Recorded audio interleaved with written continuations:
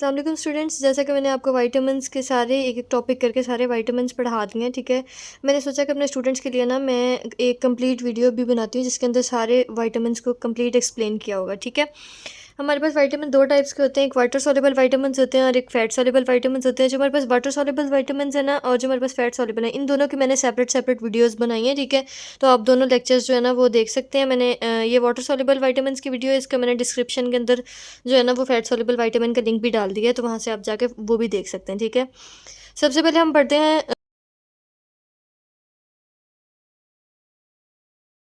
Vitamin B9, ठीक है। मैंने एक पिक्चर इस वीडियो के स्टार्टिंग के अंदर मतलब लगाई है, तो आप लोग वो पिक्चर देख सकते हैं, ठीक है। उस पिक्चर के ऊपर आपको कंप्लीट जो है ना वो विटामिन्स की डिटेल समझ आ जाएगी। बेशक आप अपनी लिपन कोड ना भी ओपन करें ना, जस्ट आप ये टेबल अच्छे से याद कर लेना। ये टेबल इनफ है आपके लिए, आपको सारे विटामिन्स जो है ना वो इस टेबल को याद करके आपके कंप्लीट हो जाएंगे तकरीबन, ठीक है। सबसे पहले हम अपना स्टार्ट करते हैं विटामिन B9, ठीक है, जिसको हम कहते हैं फॉलिक एसिड, ठीक है। उसके अलावा इसकी एक्टिव फॉर्म क्या होती है, टेट्राहाइड्रोफॉलिक एसिड, ठीक है। एक्टिव फॉर्म क्या है, टेट्राहाइड्रोफॉलिक एसिड। इसका फंक्शन क्या होता है, ये ट्रांसफ़र करता है वन कार्बन यूनिट्स को, ठीक है। फॉर एग्जांपल सिंथेसिस ऑफ ये मिथियोनिन में इसका रोल प्ले करता है, सीरीन में, प्यूरिन में, न्यूक्लियोटाइड में और थायमिडीन मोनोफॉस्फेट में, ठीक है। अगर इसकी हमारे पास डेफिशिएंसी हो जाती है ना विटामिन B9 की, तो हमारे पास क्या होता है, मेगालोब्लास्टिक एनीमिया होता है, ठीक है। और न्यूरल ट्यूब डिफेक्ट्स होते हैं, ठीक है। उसके अलावा साइंस और सिम्टम्स के अंदर अगर हम आएँ तो हम पेशेंट कैसे पता लगता है कि पेशेंट को विटामिन B9 की डेफिशिएंसी हुई है, तो अनीमिया होता है, बर्थ डिफेक्ट्स होते हैं और इसकी टॉक्सिसिटी जो होती है वो रेयर होती है हमारे पास, ठीक है। और उसके अलावा उन्होंने लिखा हुआ है कि administration of high level of folate can mask the vitamin B12 deficiency, कि अगर किसी भी पेशेंट के अंदर जो है ना वो मतलब डेफिशिएंसी हो गई ना, तो मतलब हम फोलेट उसको दे दें तो विटामिन B12 की डेफिशिएंसी जो है वो मैनेज हो जाती है, ठीक है। उसके बाद ये हमारा विटामिन B9 की जस्ट इतनी आप बातें इसकी याद कर लेना, ये इनफ होगा, ठीक है। नेक्स्ट हम याद करते हैं विटामिन B12, वाइट को हम कहते हैं कोबालामिन। इसकी एक्टिव फॉर्म क्या है, मिथाइल कोबालामिन, ठीक है। उसके अलावा डिऑक्सी एडिनोसाइल कोबालामिन, ठीक है। इसका फंक्शन क्या होता है, ये कोएंजाइम के तौर पे रिएक्शंस में रोल प्ले करता है। होमोसिस्टीन को कन्वर्ट करता है मिथियोनिन में और मिथाइल मेलोनाइल कोएंजाइम ए को सक्सिनाइल कोएंजाइम ए के अंदर कन्वर्ट करता है, ठीक है।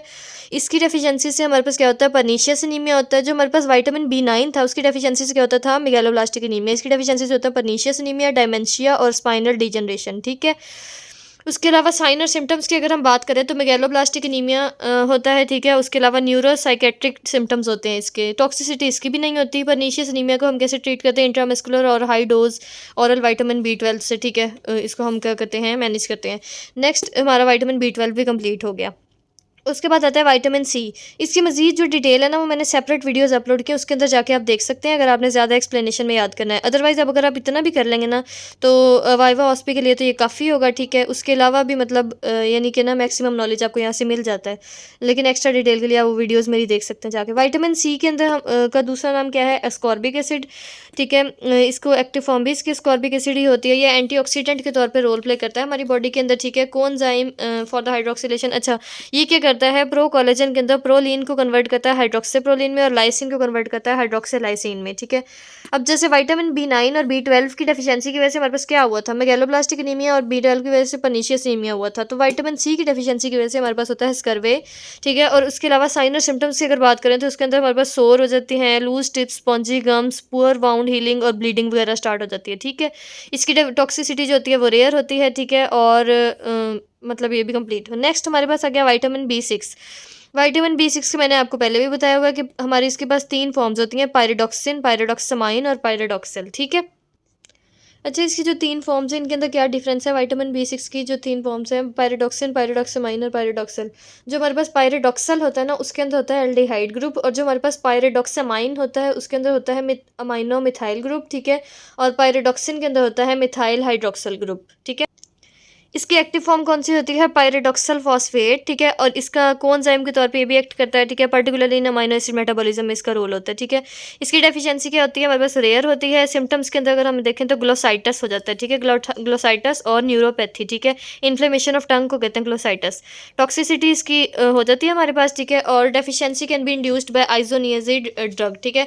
मतलब इसकी डेफिशिएंसी जो है ना वो रेयर ही होती है विटामिन B6 की, लेकिन अगर इसकी टॉक्सिसिटी हो जाए ना तो हम आइसोनियाजिड एक ड्रग होती है वो यूज़ करते हैं पेशेंट को, वो हम सप्लीमेंटेशन उसके करते हैं, तो जिसकी वजह से हमारे पास क्या होता है कि पेशेंट की जो विटामिन B6 की जो होती है ना ये डेफिशिएंसी सॉरी टॉक्सिसिटी, ये नॉर्मल हो जाती है, ठीक है। उसके बाद हमारे पास आता है विटामिन बी 1, ठीक है। विटामिन बी 1 का सेकंड नेम क्या है, थायमीन। थायमीन और इसकी एक्टिव फॉर्म है थायमीन पायरोफॉस्फेट, और इसका फंक्शन भी कोएंजाइम के तौर पे है। ये सारे उसने रिएक्शंस लिखे हुए हैं यहाँ पे, जो मैंने पिक्चर देखी यहाँ पे वीडियो के अंदर ऐड की है। इस पिक्चर के अंदर आप देख सकते हैं, आपको सारा अच्छे से याद हो जाएगा, बस ये टेबल अच्छे से याद कर लें, ठीक है। इसके बाद हमारे पास डिजीज़ कौन सी होती हैं, बेरी बेरी डिजीज़ होती है, जिसके अंदर हमारे पास फर्दर वेट बेरी बेरी और ड्राई बेरी बेरी आ जाती हैं, ठीक है।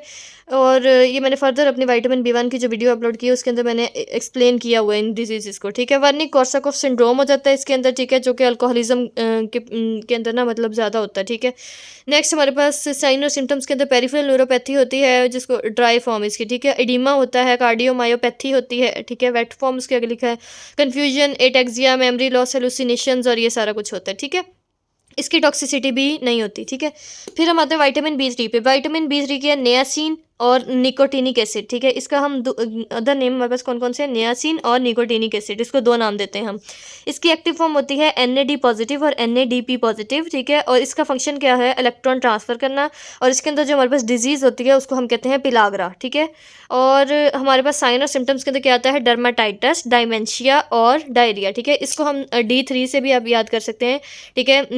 जो हमारे पास विटामिन बी 3 है ना, उसके अंदर D3 यानी कि साइन और सिम्टम्स जो होते हैं कौन कौन से, डायमेंशिया, डायरिया और डर्माटाइटस। इसकी टॉक्सिसिटी नहीं होती हमारे पास। अगर हम हाई डोज कर दें नियासिन की तो उसको जो है ना वो हाई डोज ऑफ नियासिन जो है वो use to treat the hyperlipidemia, मतलब हाइपरलिपिडीमिया को ट्रीट करने के लिए यूज़ होती है, ठीक है।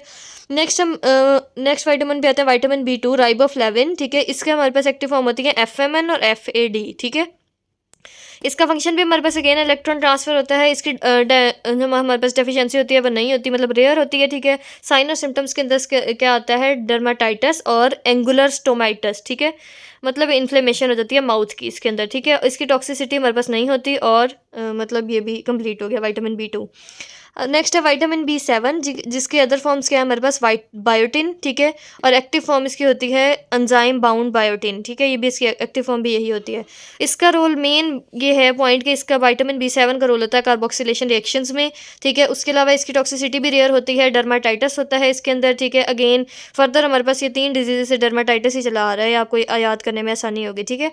और इसकी टॉक्सिसिटी नहीं होती हमारे पास, ठीक है। Consumption of large amount of raw egg whites, अगर हम raw egg whites large amounts में कंज्यूम करते हैं और तो हमारे पास एविडिन एक प्रोटीन होती है उसके अंदर जो कि बायोटिन के साथ बाइंड करती है, ठीक है। और इसकी वजह से जो बायोटिन की डेफिशिएंसी है ना वो हो जाती है हमारी बॉडी के अंदर, ठीक है।